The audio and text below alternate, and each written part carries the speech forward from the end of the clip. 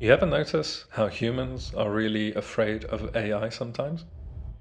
From the Matrix to the Terminator, there's always been this idea that someday technology will end up destroying or altering human life.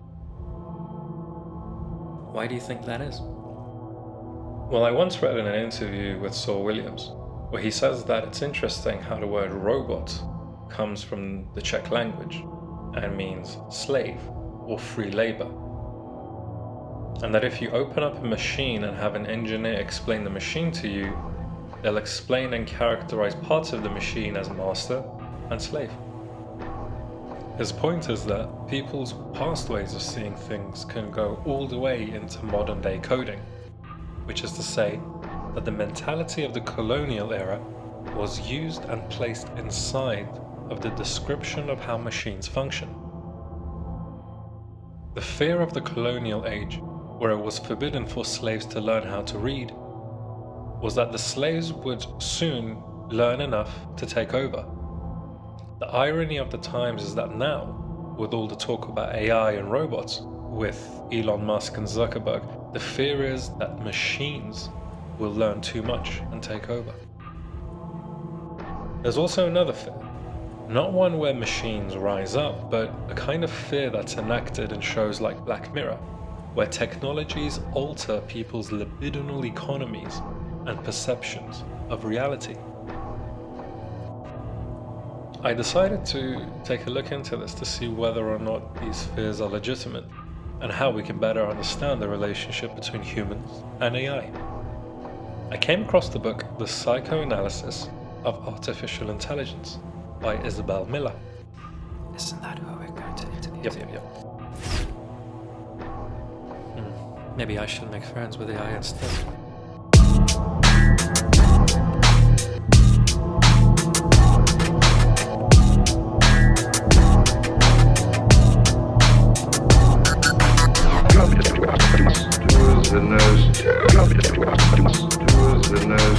Are you not on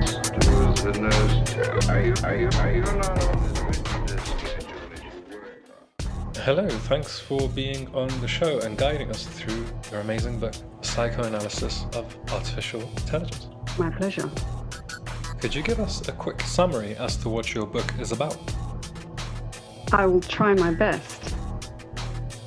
The Psychoanalysis of Artificial Intelligence is quite, I suppose, a provocative title. It entails two fields which usually don't come into contact with each other, but actually are very deeply intertwined. My interest in this book was to transition from the question of does it think, which is the traditional question about artificial intelligence, to the psychoanalytic question, does it enjoy?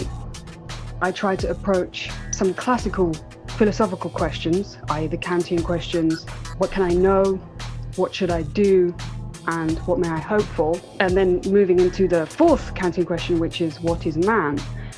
But of course, in psychoanalysis, there is a very sort of intricate and difficult relationship with philosophy, which means that in approaching these philosophical questions, I had to approach them from a psychoanalytic point of view, which in itself is a subversion of the question. So the book tries to approach the question of enjoyment as the AI form of enjoyment via the psychoanalytically subverted Kantian philosophical questions about humanity. Wow. That's as succinct as I can try and put it. There was once this idea that soon all professions would be automated. Even something like optometry would end up being reduced to putting your head into a device and having all your information printed out in a matter of seconds. However, it was always assumed that certain professions, like being a psychologist, would be safe from automation because they required human subjectivity. We've recently seen the rise of therapy chatbots, which are put in place more and more in the face of heightened demands for mental health support. What do you think of this trend, and could a bot ever be a good psychologist? Psychology is for psychoanalysis is famously anathema. Psychoanalysts don't like psychology and are very sort of hostile towards the whole foundation of psychology because The difference is that for psychology, there is such a thing as a standard human being. And the point about the standardizing a human being and making a sort of checklist of what type of human you are means that they already know in advance what you're supposed to be. And so it's normalizing. It's trying to normalize you to fit in with society. Whereas in psychoanalysis, there is no normal human being. There are only human beings who have different ways of suffering, and you have to find a way of treating that particular mode of suffering. And this was also Lacan's interest in retrieving from Freud the radical, subversive parts of him which had been misappropriated and ignored by American ego psychology, which attempted to take parts of Freud and make them completely unsubversive, and instead put them in line with the interests of normalizing society, the interest of capital, the interest of work, the interest of making you a good worker, making you able to get up in the morning, get on with things, and be a good subject, be a good citizen. Because ultimately it became a technology of power. And what Lacan was trying to do is no, don't take all these amazing philosophical, conceptual discoveries that Freud made about the unconscious, that Freud made about sex, that Freud understood about the inherent ontological, epistemological nature of the sexual being, and take that in order to oppress the human being again and make him nothing more than an obedient worker. So the thing about psychology is that what they still do is have models that they'll try and assimilate human beings into. And the question of whether an AI can also do that, the answer is probably yes. They probably can do that. I mean, a clever enough AI could very probably well do cognitive behavioral therapy. Are you afraid of throwing up? Okay, look at this image of throwing up. Okay, how does that make you feel? Okay, let me go through the checklist. Right, come back into it. It's just a checklist. So an AI could do that. A very basic one could do that.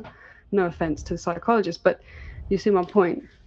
If I was a biological reductionist, which I am not, I would go about the question of enjoyment and think of it in terms of synapses or the nervous system. From a psychoanalytic point of view, how do you navigate the question of enjoyment? Well, the question of enjoyment, for a start, before we even start talking about it in relation to AI, in relation to human beings, is one that is not very well understood, and it's one, by definition, that is really complicated to approach. And in a sense, psychoanalysis is the only discourse that allows you to approach the question of enjoyment. And in fact, one could say that enjoyment is the key concept of psychoanalysis. It's the bedrock of psychoanalysis, and it's the bedrock of how, for psychoanalysis, we try and think about what a human being is. Enjoyment, or jouissance, which is the much used Lacanian term, and people will be very familiar with it now, but of course it has its roots in Lacan's return to Freud and his complexification of Freud's concept of the libido or drive. So I suppose part of the book is a kind of introducing to people the idea of enjoyment, and then trying to show why it's absolutely essential when you're talking about synthesizing human being or human thought, that you have to go back to the idea of enjoyment as an intricate part of human thought. Freud was the person who really first put it out there that there is something about the structure of knowledge and the whole in knowledge that is fundamental for the structure of subjectivity, in the sense that there is a missing part of knowledge which makes a human being human, and which invokes the whole succession of human suffering, human emotions, and the development of subjectivity as we know it. So the essential question of knowledge in relation to the Freudian Lacanian edifice is, well, for Lacan, it comes about via language. So the very fact that we speak is the fact that we are inherently detached from ourselves, because we're always split between the position of enunciation and the position of the enunciated. So when I'm speaking, I can never really fully say it all. There's always a subject in there that is at the back, that is hidden, that is absent. All I can ever do is put myself into the world via language, but I will never fully express my desires, wants, needs. We can think about this in a very sort of prosaic way, which is the idea of when the baby is born, they don't have everything they need, so they have to scream and ask for succor from their caregiver, obviously usually their mother. So this is the person who will be there giving them something in return for this unarticulated need. They need food, they need to go to the toilet, they're cold, they're angry, they're hurt, whatever it is. This is not yet in language, this is not yet in the symbolic, it's just a pure visceral scream. And eventually those visceral screams will be replaced with words. But these words can never fully represent what it is that the child is screaming out for, you see? So when you see it like that, this kind of movement of like the child from coming out of just this, you know, mass of libido in Freudian terms, there is nothing there but absolute immediacy. But then once you have to try and enter into the symbolic realm, you have to lose something, you have to give something up. You scream and your mother gives you something, and then you go, oh, okay, you've given me that, whether it's the breast or whatever it is, you've gone to the toilet. But then there's something that's not there, because it doesn't quite get to the thing that you were screaming for. Demand and desire, you know, what's the discrepancy between the two, what's left over is what gives rise to desire, because you can never fully give the person this object, this lost object, you see. You cite the sociologist Benjamin Bratton saying that AI would be so invested in getting people's attention is perhaps wishful thinking. The worst case scenario, in fact, is that they may well not even care about us in the first place. Anthropomorphizing bastard. We were just talking about people being afraid of the future in relation to AI, but in your writing you never really fall into this trap of seeing AI as either the ultimate bringer of doom or the utopian answer to all our problems. Was this intentional? Did you actively resist those kinds of discourses? Yes, I definitely actively resisted that, because something so complicated as AI cannot possibly be one thing or the other. Talking about whether AI is good or bad is almost as sort of pointless as saying, are humans good or bad? What happens is a lot of people speculate about what they think it might be, and often those ideas come from science fiction. So a lot of the ideas about what we worry about with, like, for example, in Black Mirror or all of the films that I cite in the book, these are human fantasies, and often male human fantasies. There's an episode in the show Black Mirror called Be Right Back, in which the dead partner of the main character comes back to life as this sort of robotic entity. A scene I found really interesting is right before the tragic death of the partner. He's shown to be too quick in bed. One of the perks of having the robotic replacement is that he is now able to provide the main character with unlimited sexual pleasure. Soon down the line, however, we see the flaws and troubles in this kind of relationship. From a Lacanian perspective, what are some things that we can learn from this scene? This episode, it's a very chilling episode and very sad, depressing. But I mean, the essential idea of you trying to make a new version of your lost partner in order to fulfill your needs or desires is inherently sort of psychoanalytic and inherently problematic, because what she of course finds is that her fantasy cannot be fulfilled. And you know, in an obvious way we can say, oh well, you know, trying to reanimate someone from the dead is never going to work very well, of course. But there's something more sort of fundamental about the idea of, as you pointed out, you know, they had their sort of problems of communication, and they had their little idiosyncrasies like all relationships do.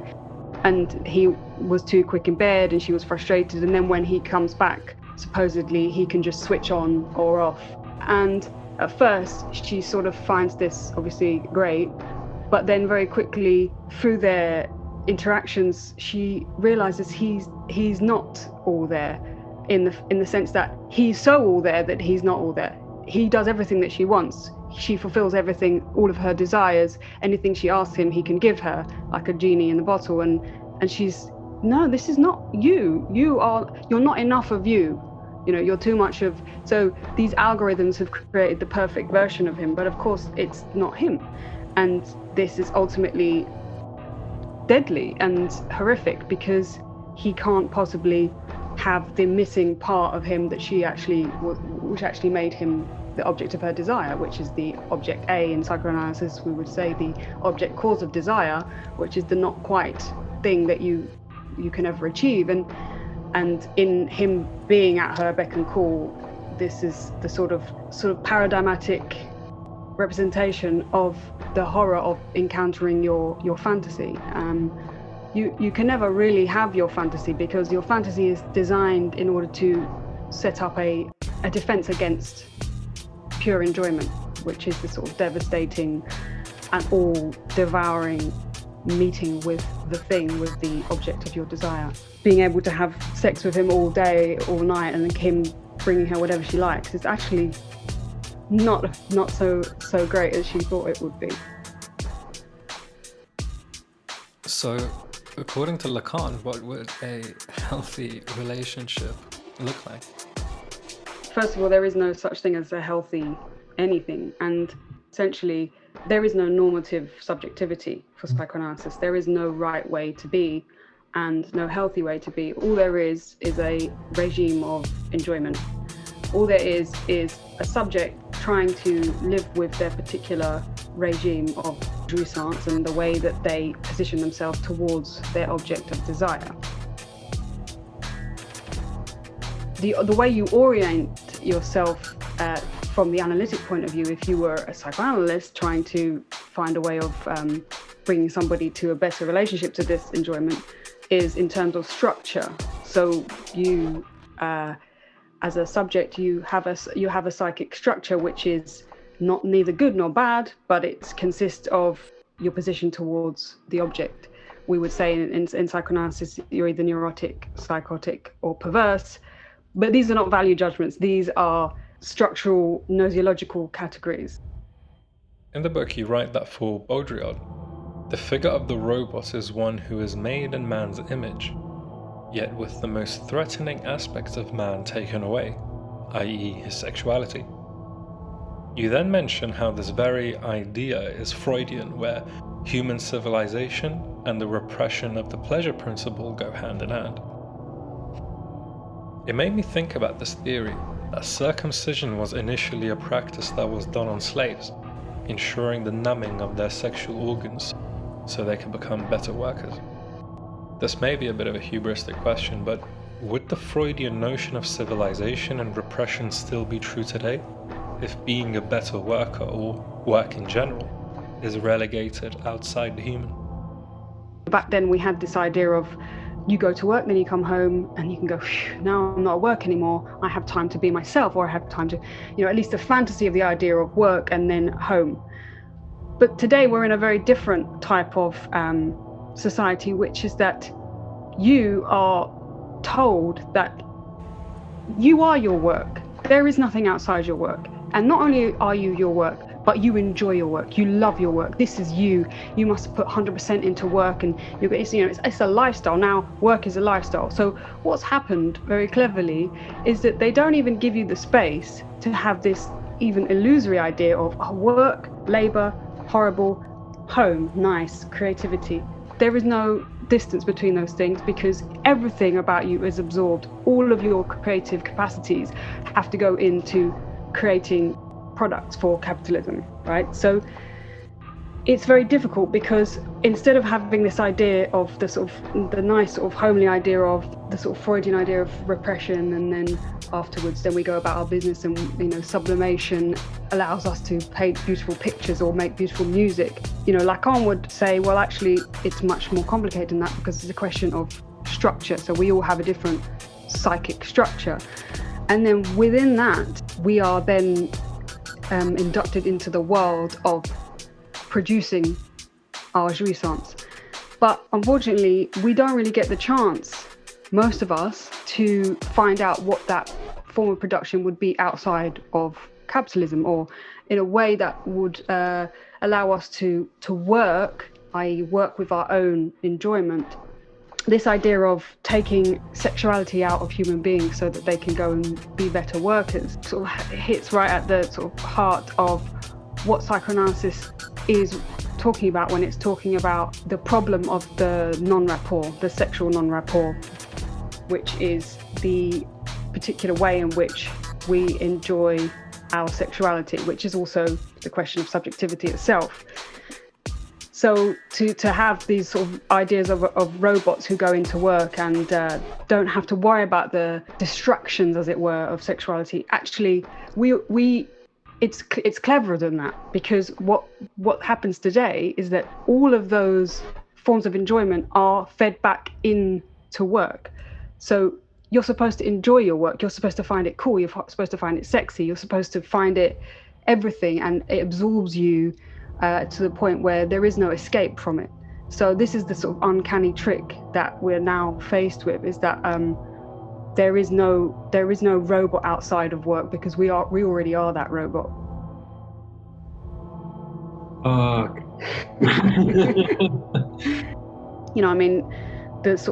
This gets into the biopolitical question of managing bodies, of how to make people govern themselves, how to put power in, sort of hardwire it into human beings. And that's the situation we have now, is that we don't have to have people telling us what to do. We do it ourselves. We already monitor ourselves. We all have smartphones monitoring our every desire, and that information is fed back to the system. So we're already being watched. Everything we do, we can't escape it.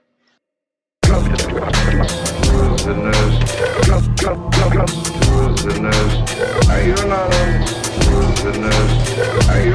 you not on this rigid schedule?